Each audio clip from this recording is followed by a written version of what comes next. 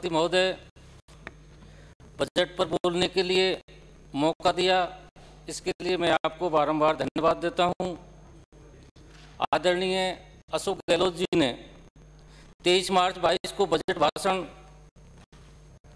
जो दिया सदन में, उसके बारे में मैं बताना चाहता हूं। माननीय सभापति महोदय,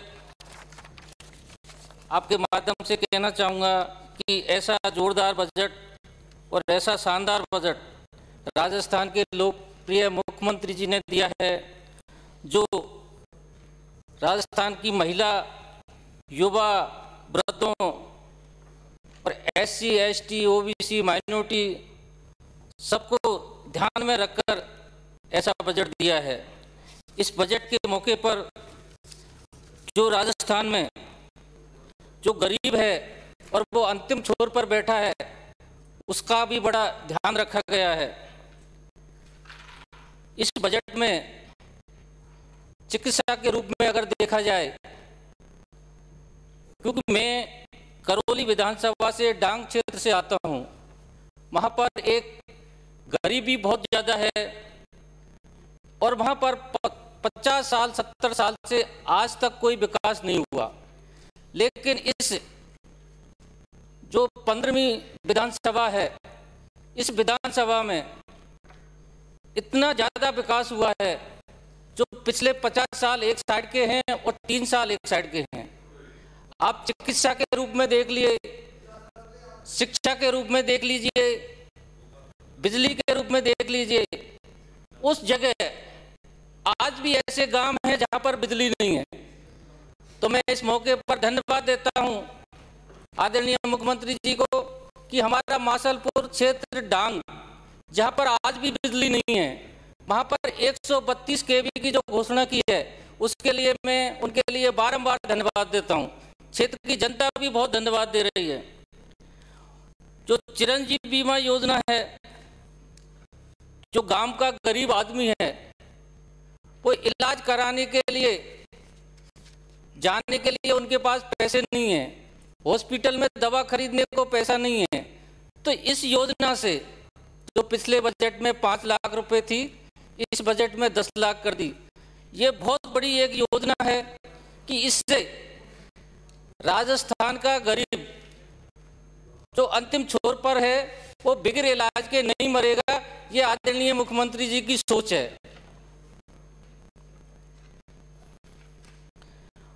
और मुख्यमंत्री चिरंजीवी दुर्घटना बीमा, ये जो दुर्घटना बीमा है, इस बीमा पर भी 5 लाख रुपए का बीमा है। तो पहली बार ये दुर्घटना बीमा किया गया है। उस गरीब जो एक्सीडेंटल अगर कुछ हो जाता है, उस गरीब परिवार के बच्चे अगर पीछे रहते हैं, उनके लिए कोई व्यवस्था नहीं है, तो ये 5 लाख रुपए उनके लिए बहुत अच्छी योजना है और उनका जीवन चलाने के लिए, उनके बच्चों का पालन करने के लिए बहुत ही अच्छी योजना है। और जिला अस्पताल, उप जिला सामुदायिक स्वास्थ्य केंद्र, इनको क्रमोन्नत करने के लिए, इनमें काम कराने के लिए 600 करोड़ का प्रावधान किया गया है। 1000 उप स्वास्थ्य केंद्र खोले जाएंगे।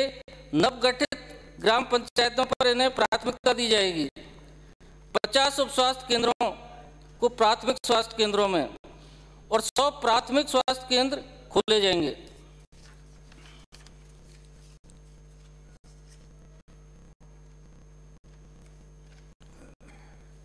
और युवाओं के लिए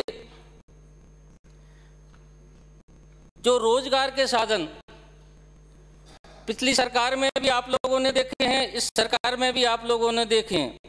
अब तक 1,25,000 पदों पर भर्ती प्रक्रियाधीन है और कुछ भर्तियां कर दी गई हैं और 1 लाख अतिरिक्त पद अगली बार किए जाएंगे।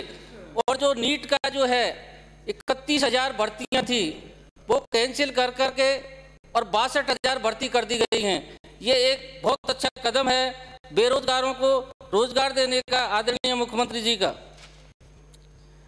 इंदिरा रसोई इतना अच्छा एक साधन है, जो गरीब एक गांव का गरीब अगर शहर में जाता है और वो भूखा जाता है, तो उसके लिए खाने के लिए होटल पर पैसे नहीं है, तो वो इंदिरा रसोई में जाएगा, कुर्सी पर बैठेगा, ताज़ा भोजन खाएगा, जिस तरह से कहीं होटल में खा रहा है।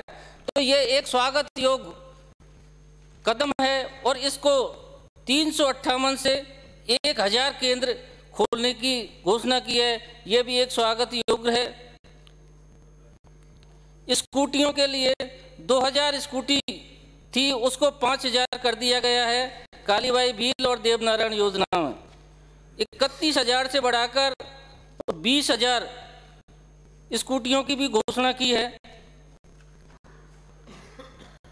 और मैं ये कहना चाहूँगा, करौली में साइबर पुलिस स्टेशन खोला गया है और 23, अभी जो मैं कहना चाह रहा हूँ, 23 स्कूल जो सेकेंडरी से हायर सेकेंडरी किए गए हैं, ये करौली विधानसभा में किए हैं। ये बहुत बड़ा कदम है और हमारे यहाँ शिक्षा का बहुत अभाव है, इसलिए इससे एक शिक्षा का स्तर बढ़ेगा और जो बच्चे बाहर पढ़ने के लिए नहीं जा सकते उनके लिए भी वो एक अपने ही गांव में सीनियर स्कूल मिलेगा, बच्चियों के लिए सीनियर स्कूल मिलेगा, तो वो अपनी शिक्षा प्राप्त कर पाएंगी।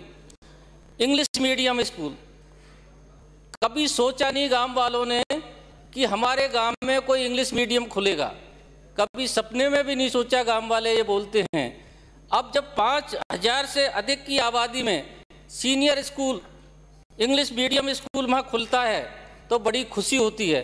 एक गांव का गरीब आदमी कभी शहर में नहीं जा सकता, 1 लाख रुपए उसकी फीस लगती है, रहने के लिए कमरा चाहिए तो वो नहीं जा सकता। तो उसके लिए शिक्षा के लिए इतना अच्छा जो इंग्लिश मीडियम का प्रावधान लेकर आए हैं आदरणीय मुख्यमंत्री जी, बहुत स्वागत योग्य है। और जो गांव के जो लोग हैं इसका बहुत ज़्यादा स्वागत कर रहे हैं और आने वाले समय में इसका फल भी दिखाएंगे कांग्रेस पार्टी के लिए।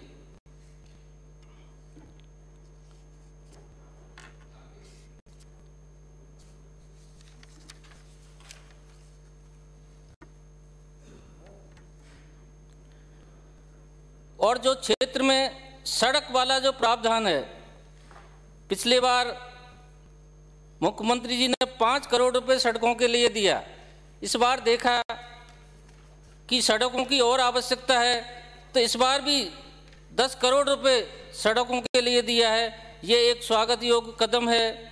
नगर परिषद में 25 किलोमीटर सड़क दी है, ये भी एक स्वागत योग्य है। और मैं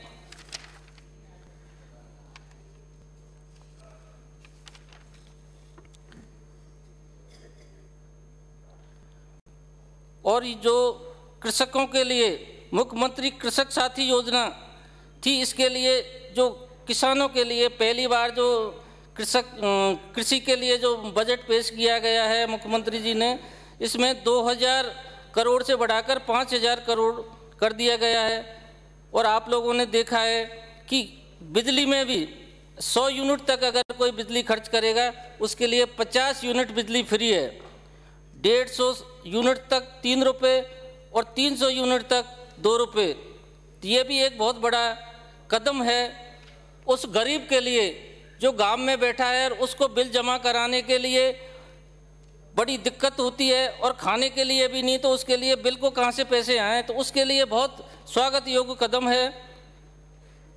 महात्मा गांधी नरेगा योजना, बहुत पहले से बात चली हुई आ रही है कि नरेगा योजना 100 दिन की जगह 125 कर दिया जाए, 150 कर दिया जाए, लेकिन केंद्र सरकार ने इसको नहीं बढ़ाया। यहाँ से कई बार प्रस्ताव भी भेजे, लेकिन जो मुख्यमंत्री जी ने 100 दिन की जगह 125 दिन किया है, ये एक स्वागत योग्य है। और शहरी रोजगार योजना जो लागू की है 100 दिन के लिए, ये बहुत ही स्वागत योग्य है। शहर में भी गरीब लोग रहते हैं जो बाहर से आकर वहाँ बसते हैं, मजदूरी करते हैं, उनको भी ये रोजगार के लिए अति आवश्यकता थी, तो ये बहुत अच्छा कदम आदरणीय मुख्यमंत्री जी ने किया है। मैं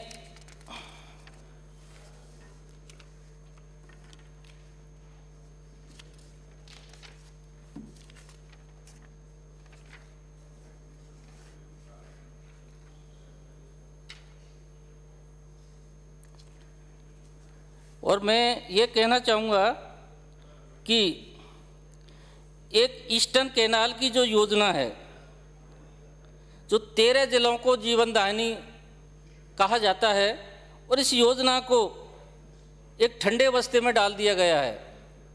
पूर्वी राजस्थान पानी के लिए त्राही त्राही कर रहा है, जल स्तर नीचे चला गया है, और ये इतनी बड़ी योजना है जो 34,000 करोड़ की है। और आदरणीय प्रधानमंत्री जी जब राजस्थान में आए, जयपुर और अजमेर, उन्होंने घोषणा की थी कि इसको राष्ट्रीय परियोजना घोषित कर दिया जाएगा, और उसी आधार पर राजस्थान के व्यक्तियों ने एमपी के चुनाव पर 25 के 25 एमपी जिताकर और दिल्ली भेज दिए। लेकिन वो 25 एमपी ये नहीं कह रहे हैं कि आप जो घोषणा कर कर आए हैं उस घोषणा का क्या हुआ। तो मैं आपके माध्यम से ये कहना चाहूँगा कि उन एमपीओं को, प्रधानमंत्री जी को ये याद दिलाना चाहिए कि आप घोषणा कर कर आए, उसको राष्ट्रीय परियोजना घोषित की जाए। और जिस तरह से आने वाला समय है कि यहाँ पर पानी की बड़ी किल्लत होती जा रही है, आने वाले समय में जनता पलायन कर देगी। तो मैं इस मौके पर आदरणीय मुख्यमंत्री जी को भी कहना चाहूँगा कि चंबल का पानी जो वेस्टेज होकर जाता है और आगे जाके समुद्र में मिल जाता है, तो इसकी डीपीआर बनाई जाए, और डीपीआर बनाकर मात्र 15 किलोमीटर डीपीआर की आवश्यकता है। भद्रावती नदी है, उसमें डाल दिया जाए और पांचना बांध में वो आ जाएगा। और पांचना बांध में जब पानी आ गया तो छोटे छोटे तालाब हैं हमारे पास में, आगर्री बांध, जगर बांध, और वो नदी में बहकर भरतपुर तक जाएगा। और इधर से हम गंगापुर से यहाँ लिफ्ट कर कर वो माधोपुर भी चला जाएगा। तो मैं ये कहना चाहूँगा कि अभी उसमें ज़्यादा खर्चा भी नहीं है, सिर्फ एक डीपीआर बनाकर उसकी योजना को चंबल में पानी ला दें तो उस पानी को हम भरतपुर तक ले जाएंगे, और भरतपुर ही नहीं, हम उसको आगे दौसा तक भी ला सकते हैं। इस तरह की योजना है और प्लानिंग है। तो मैं आपके माध्यम से आदरणीय मुख्यमंत्री जी से कहना चाहूँगा कि इस डीपीआर की इसी सदन में घोषणा करें, जिससे कि चंबल का पानी अगर पांचना में आता है तो हमारे क्षेत्र में जो सूखापन है, जहाँ पर पानी नहीं है, 2000 फीट तक पानी नहीं है, लोग पलायन करने लग गए हैं, तो उनका जीवन सुधर जाएगा, पानी हो जाएगा पीने के लिए। तो मैं आपके माध्यम से ये कहना चाहूँगा कि ये घोषणा जरूर करें। और कुछ मेरे क्षेत्र की मांग है, करौली चिकित्सालय को एक जगह शिफ्ट किया जाए, क्योंकि पुराना चिकित्सालय शहर में है, नया करीब 10 किलोमीटर दूर है। तो एक जगह नए में शिफ्ट कर दिया जाए और पुराने को सैटेलाइट में तब्दील कर दिया जाए।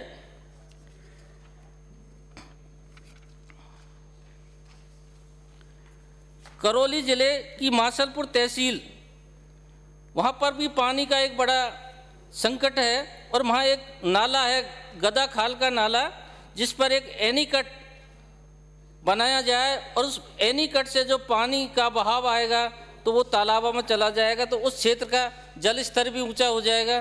तो इसकी भी एक घोषणा कर दी जाए। जिला मुख्यालय पर करौली में राजकीय अल्पसंख्यक बालिका आवासीय विद्यालय स्वीकृत किया जाए। ये मेरी कुछ मांगे हैं। ग्राम कटकड़ में उप तहसील पे कन्या महाविद्यालय खोला जाए।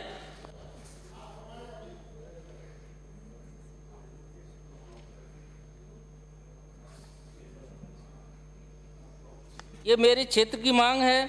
और इस बार जो बजट दिया गया है, जो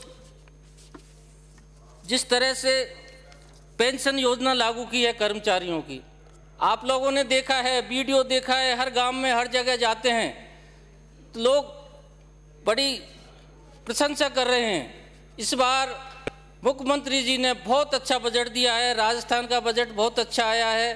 तो इसलिए इस बजट के लिए मैं मुख्यमंत्री जी को धन्यवाद देता हूं। मैं ही नहीं, राजस्थान की पूरी जनता मुख्यमंत्री जी को धन्यवाद देती है। जय हिंद, जय भारत।